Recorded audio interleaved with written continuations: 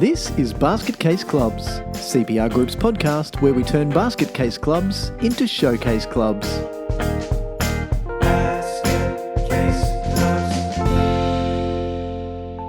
Hello everyone and welcome back to Basket Case Clubs. My name's Michael Connolly and as usual it is my absolute pleasure and privilege to guide you on this journey of basket casey goodness.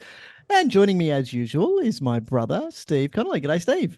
Hello, God, you are getting so good at saying basket case clubs.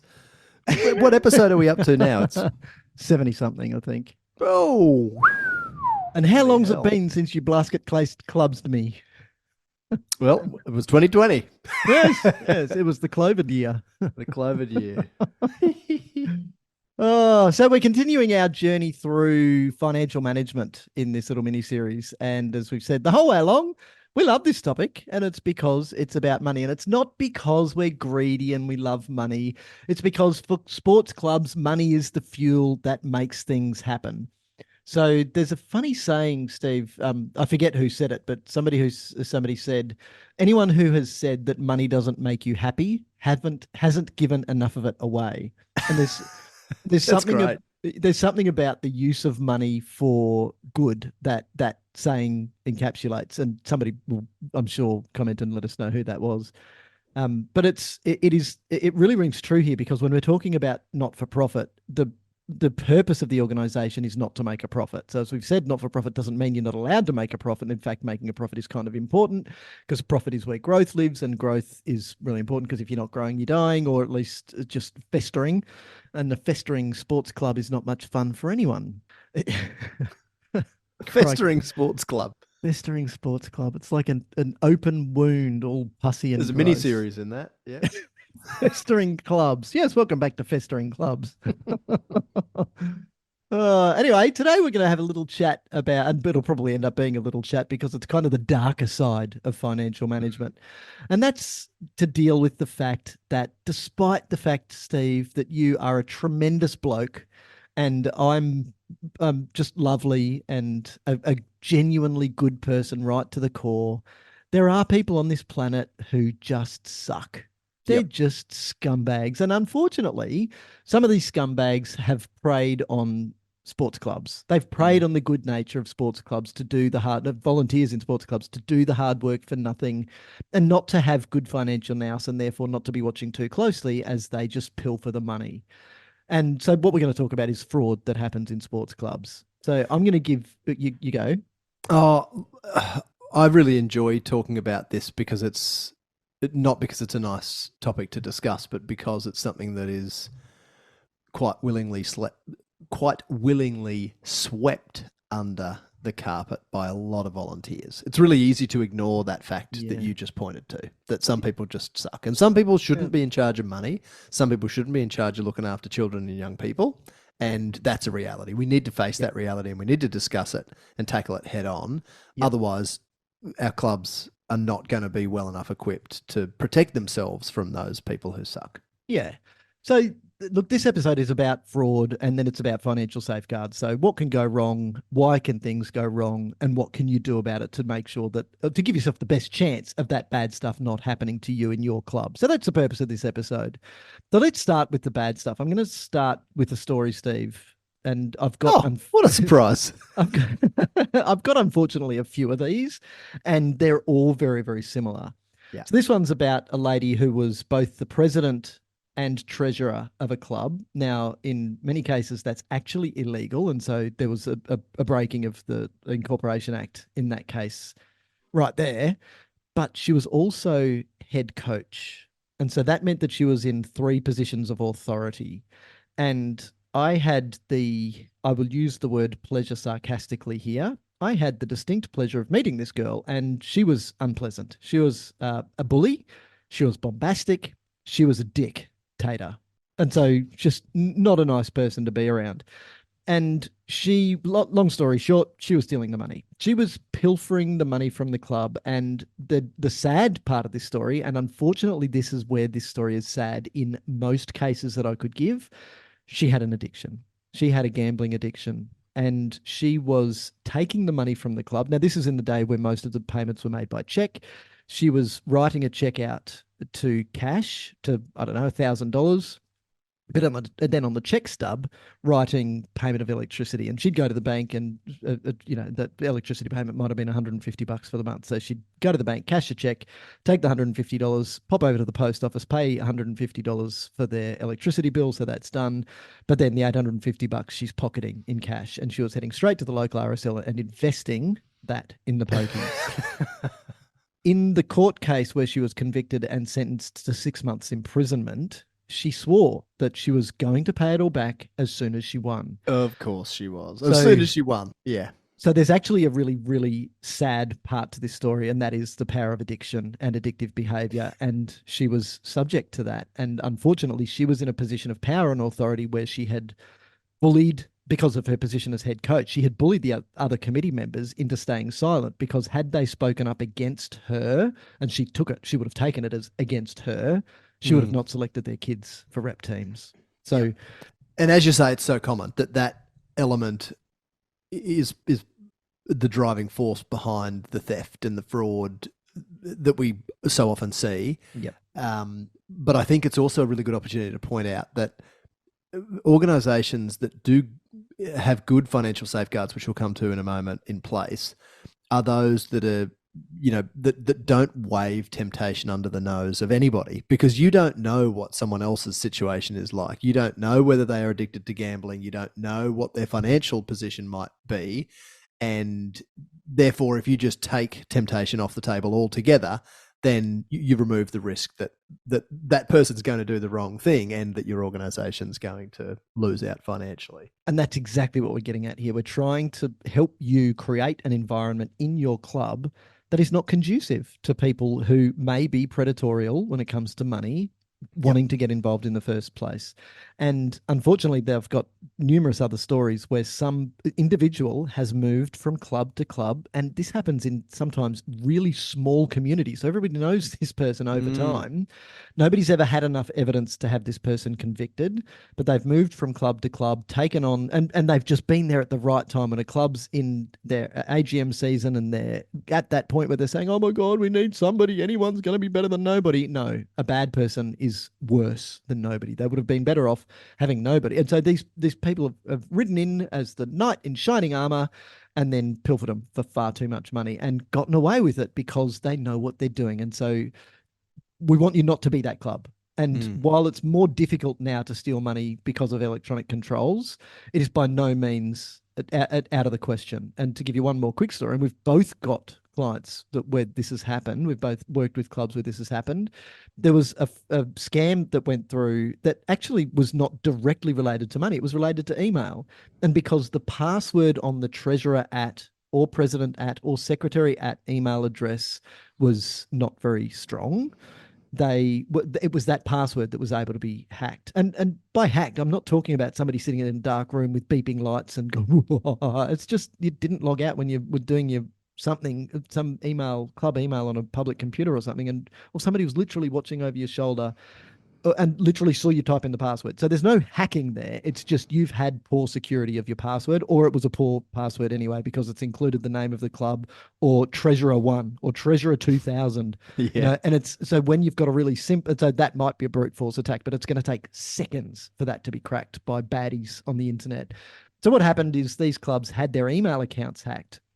And then the president got an email from the treasurer, presumably, saying, oh, hi, and in exactly the same tone as the treasurer would communicate with the president, but it's not really the treasurer. It's a person who's hacked the account and has read all the previous email correspondences, worked out this is how they communicate, this is the language that they use, and then use that same language to say, g'day, mate, can you just jump into the bank for me and authorize the transaction that I've just set up? It's to pay off sponsorship.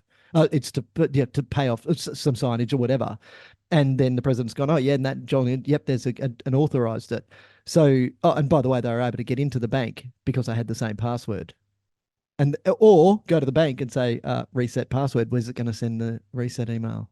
So the instructions go to the email. So, So come on, people. This is not about, we're not talking about cybersecurity here. We're talking about financial security. But guess what? The two are not mutually exclusive. The one links directly to the other. And so we've both been involved in clubs where I think yours was to the tune of about $5,000, and both football clubs, incidentally. Yeah, well, the first payment was about $2,500, and the second one, which raised the red flag in the mind of the president, who had approved the first payment, was about $7,000. You're thinking, what? Hold on, well, I wasn't expecting this bill to come in. Yep.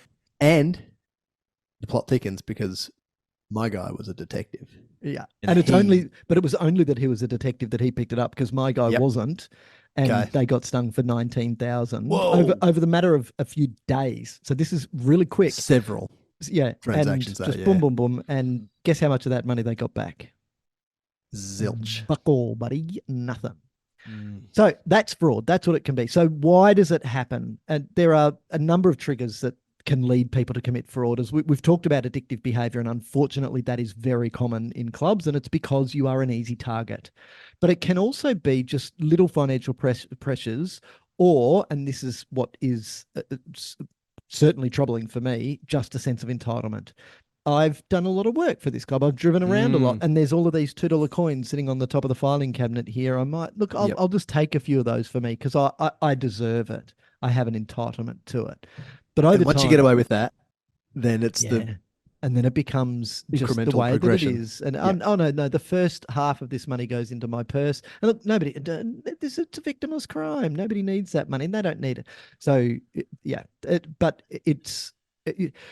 what I think is really important here is to keep in mind that we're dealing with humans. So we're probably going to hang a fair bit of shit on the baddies who are doing this, but they are to be pitied, not just scorned, because they are to be in a situation where you need to steal money from a frickin' sports club with volunteers who work their asses off for nothing. To steal that money is despicable on the surface. And then you put yourself in their position and say, what would it take for me to have to do that? And you'd have to say, my life would have to be pretty shit to be in that position. So spare a thought for the people who are doing it, and make sure that and then on the flip side of that, make sure that you're not in a position where they can do it to you. Yeah, I think that plays beautifully into the comment that I made earlier about just removing temptation. Just don't let it be a possibility that someone could do the wrong thing and then they'll continue to do the right thing, and you'll, as an organization, continue to benefit from that. Yep. Even if you've got people who might have those tendencies down the track, you're just creating no openings for them, and they either won't be able to do it, or if they're really desperate, they'll move on to somewhere else that they can. Exactly. Yep. But look, if we win, Steve, if we, CPR Group and basket case clubs, if we win, there won't be any clubs where that's a possibility. And these people will have to go and do what everyone else does and just do a good job, work hard, believe in what you do, and make a good living for yourself. Oh, how eternally philosophical of me. Yes. Right. So let's jump into what clubs can do to safeguard themselves against fraud attacks. Where do you think we should start?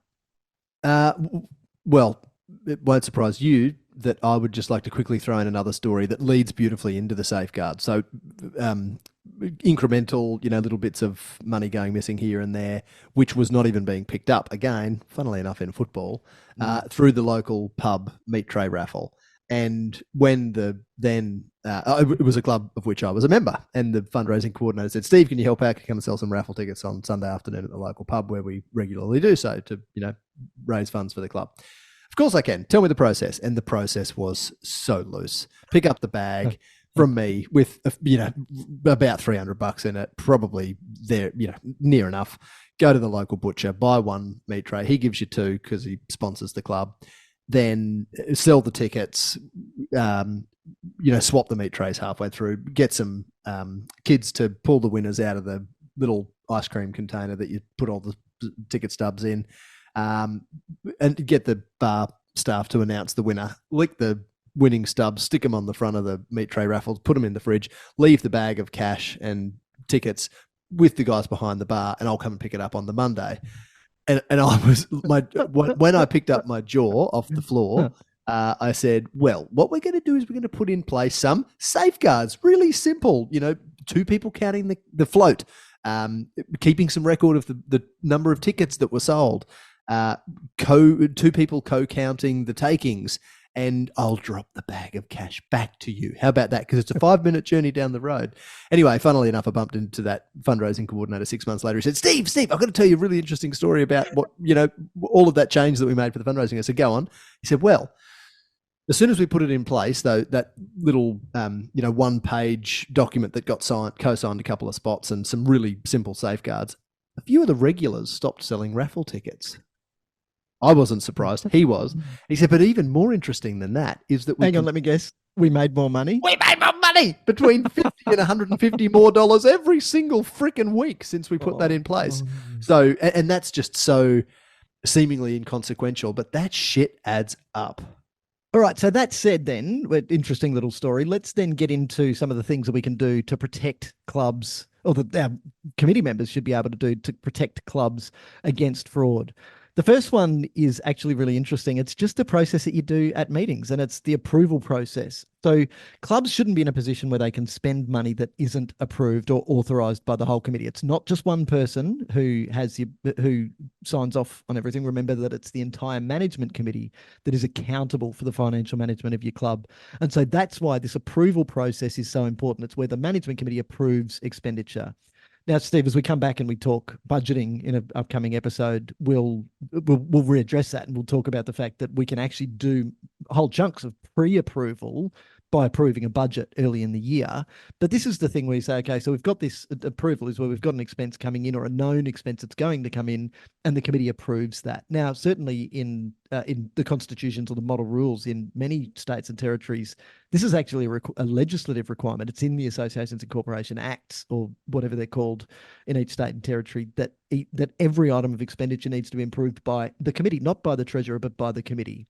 So we can also then get into delegations where certain people can be delegated to spend up to a certain amount that is approved. But again, those delegations need to be approved by the committee. The other side of that we call ratification, and ratification is basically approval after the fact. So this a simple example of this is the fridge in the canteen shits the bed and blows up, and we've got a whole heap of food in it that's going to spoil if we don't quickly get a new one. And so that can be emergency expenditure where we go and buy the new fridge, but then we ratify, so we approve that after the expense. So we say we had to buy a new fridge. Can we have ratification for that? And the committee then, so it's still the committee that's doing it, but the committee then ratifies that expense after the fact. One of the things that would stop my story from being able to happen now is that we've got dual authorization on bank accounts. So in the old days where you had checks and those countersigned checks. Remember that, Steve? We had people countersigning checks or signing a whole heap of blank checks so that then it's only one signature that's needed. It completely defeated the purpose of two people needing to sign a check. So for any of you out there who are still using checks, don't ever sign a blank check. It's just don't do it. But for those younger listeners, a check was a book where you used to pay to. So yeah, quite literally a paper-based way of paying. But now we've got bank accounts where there's dual authorization. But as we talked about with our story of our football clubs, even that's not foolproof. You can still have people, so if people get access to your emails, then they can still get in and do that. But it's important that that happens. And so for the majority of your bank accounts, they will require dual authorization anyway. And it's just important because it ain't your money. It's not one person's money. It's the club's money. And then just having really good records. So good record keeping processes and good record keeping systems. So I think we talked last time about clubs that are using Excel or literally paper-based ledgers as their accounts. There's limited protection there. So having good financial reporting systems and doing the financial reporting in a timely manner. So not leaving it an entire month before doing any reconciliations, or leaving it an entire month before banking any of the cash. Just having good systems and having good record keeping, and using ideally a cloud-based electronic bookkeeping system. So Steve, last time you mentioned the 400 and something systems that are on the ATO's website as compliant with the single touch payroll system. There's plenty of them that you can choose from, some low cost, some no cost. But even the ones that you pay for, I think we pay about, well, I think we pay $120 a month or something. That includes all of our financial management plus payroll and bank feeds from however many bank accounts we've got, remembering that each credit card that we've got is a separate bank account. Plus, I think we've even got it connected to PayPal. So if we pay money or receive money through PayPal, it's automatically, it shows up in the feed. And so the reconciliation process becomes much more simple. You don't necessarily have to go sifting through mountains of paperwork to find it. So all of these things mean that it's simpler to do good record keeping. It's quicker. And if there's no barrier to doing good record keeping, you're more likely to do it and to do a good job in a timely manner.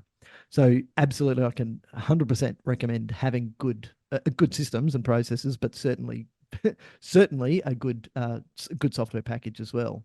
So I mentioned a minute ago this word delegations. So financial delegation is a limit up to which people can spend, or a certain position. So it's not necessarily the person, the individual themselves, but it's the role that they fill. So a junior director, for instance, in a surf club, might be delegated to spend up to $1,000 within the predetermined, pre-approved budget. And as I said, we'll talk about that in more detail in an upcoming episode. They might be able to spend, say, up to $1,000 without needing to go back for separate approval from the committee. And so any of those delegations should actually be recorded in what we call a delegations register. So some larger clubs are pretty good at this because they've got a delegations register that not only talks to the financial delegations that have been made to the committee members, but sometimes also to staff. So staff have delegated approval to spend a certain amount of money as well. Remembering always, though, that expenditure has to be approved. So whether it's approved prior to, by way of approving a budget, so that budget might be for the junior director of the surf club, for instance, we're going to spend this much in junior surf sports for this year, say $10,000. And in any single transaction, the junior director has the ability to spend that much money, up to, say, $1,000. But it can also be that we've got so these financial delegations can also be for staff. So staff might be in that position, for instance, where they've got to go and buy the fridge. So the after the fact ratification can then come. And so then there's that balancing act between what's the delegation say and what does the emergency require. And look, nowadays with communication being so simple, it's actually pretty easy to still get at least enough yeses from the people that you can catch on a Saturday when the freezer shits the bed to be able to then go and make that purchase of the new freezer, confidently knowing, yes, we're doing the right thing and it's not just one person making that decision on their own. And so just having the delegations and the who does the reconciliations, these are all good management committee procedures. So right back to the top, remember that you're all accountable. It's not just the treasurer who is accountable. While it might be the treasurer who's responsible for doing the doing, it's the entire management committee that is accountable.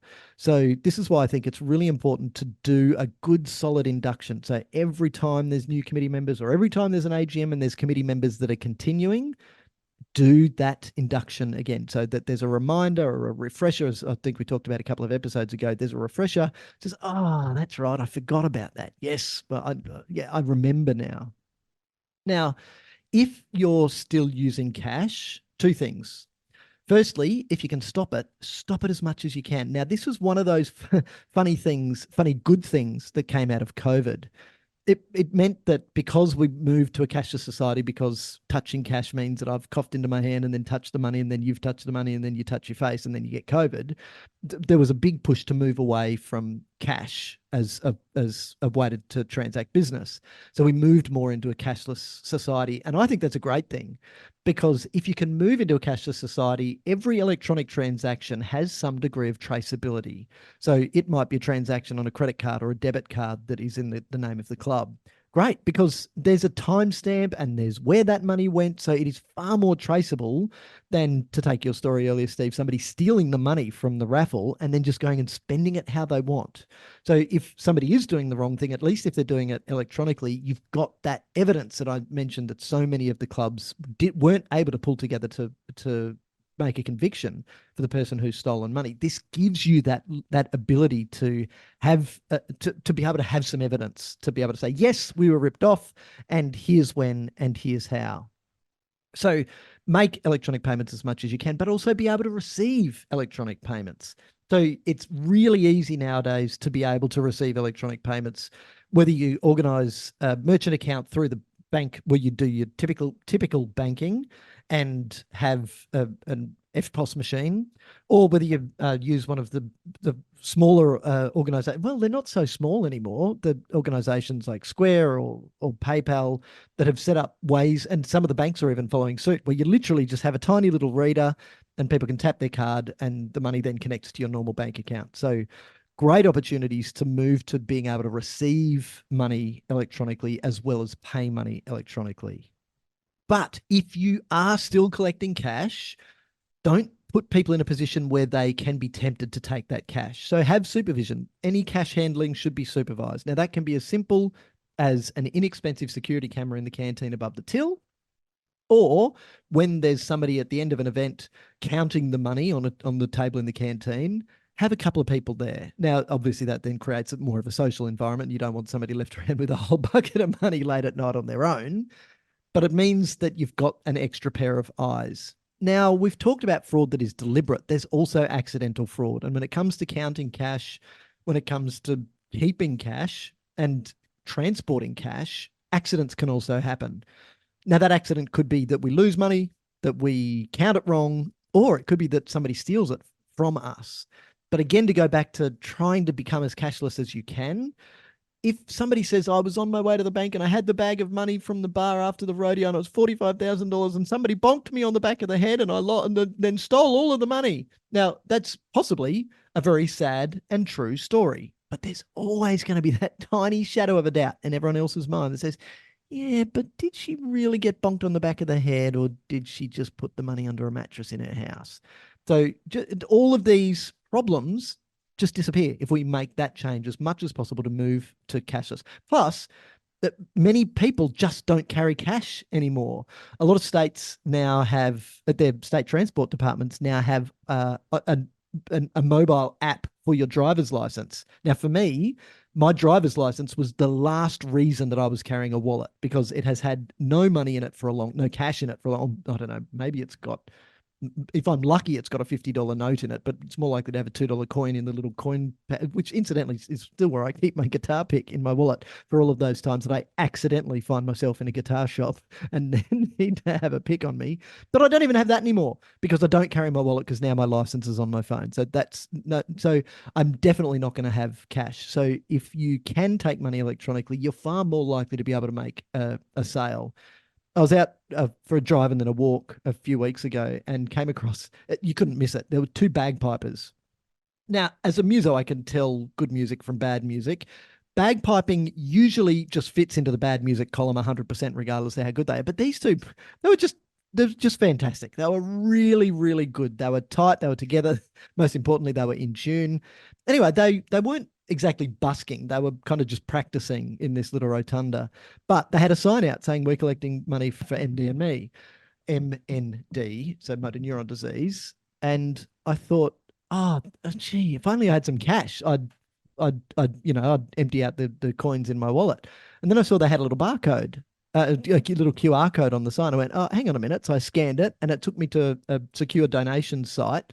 So I went and made a tax deductible donation on my phone. And I didn't give them a few dollars like coins. I gave them $20 because I could. I mean, they're good. They're working for a charity in which I very strongly believe, and absolutely they can have some money. And when I got there and it was a secure site, this is fantastic. And I was so happy that I was able to give them money, not just because it was good bagpiping music, but that where that money went. And it's only that they were able to receive an electronic payment that I was able to do it. So that is really good. So second last is if you are making payments that are above a certain limit. Now I'm just going to throw a number out and say, let's say it's $1,000. If you're doing an electronic funds transfer to anybody that is $1,000 or more, and that limit can be wherever you set it based on the size of your typical transaction and the types of transactions that your club does. But if it's above that limit, then you can have a policy that says you must independently contact the recipient to confirm that they have indeed sent that invoice and that where you're going to pay the money is indeed going to go into their bank account or is definitely going to go to them.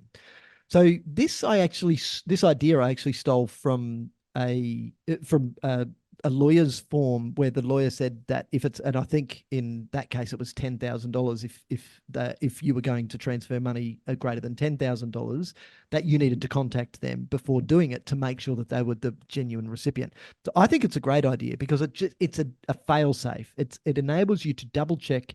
And this would stop that story that we talked about with the money just disappearing from the football clubs because it was dodgy. It's to say, well, hang on a minute, before I approve this, one of the two people, remembering the dual authorization safeguard, one of the two people needs to contact the recipient and say, is this genuine? And if the answer is yes, fine. And for the most part, it's going to be fine.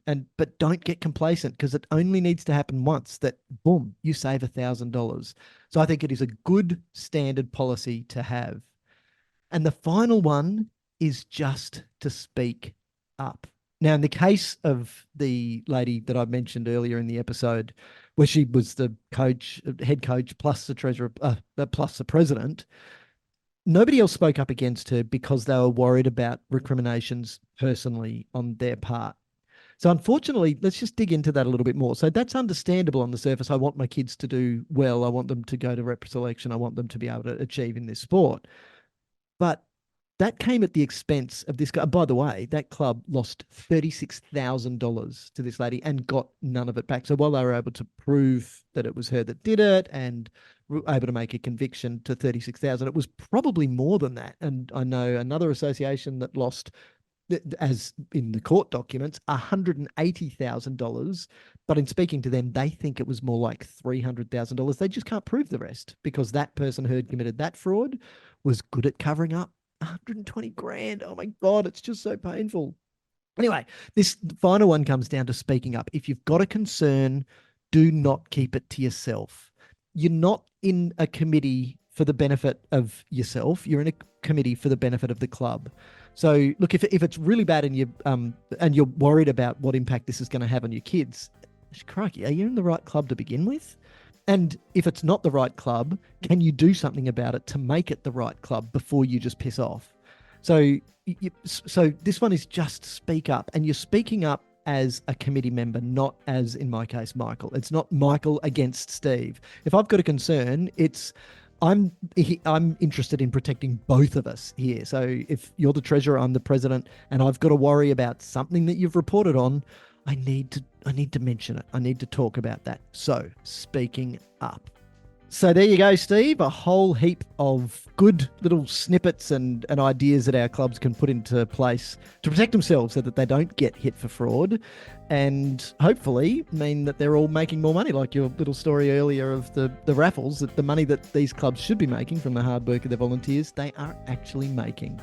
Absolutely. So, of course, if you haven't already signed up to our website, if you haven't already signed up to our newsletter, you can do so on our website at cprgroup.com.au. Of course, follow us on all of the social platforms where we post lots of interesting information. Like I think I said last time, we want to die with no secrets. So this is where we're sharing as much as we can so that you can take this information and not suffer the same fate that some of the clubs that we've talked about today have. Love it. Yes, thank you for the opportunity to talk more money. I'm really looking forward to the next episode, and we'll chat with you then.